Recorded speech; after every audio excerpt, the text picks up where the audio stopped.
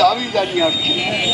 আমরা নিবেদন করব বাংলাদেশ জাতীয়তাবাদী দলের সম্মানিত সভাপতি স্নেহার পর যদি আল্লাহ থাকে ক্ষমতায় উনি যদি দাবি করবে রেল লাইন যে জেলাগুলো আছে সেই জেলাগুলোর ভিতরে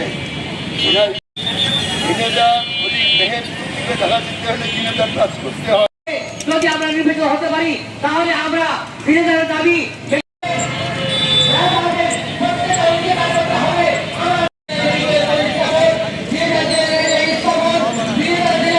আমার শ্রদ্ধ হেফাজ ইসলামের নেতা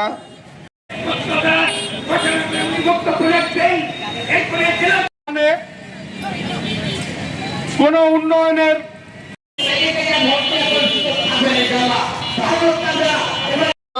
আমরা পাঠাতে পারি না বন্ধুরা। আমার রেল লাইন থাকলে অতি সহজে হবে যে এমপি হোক না করো আমাদের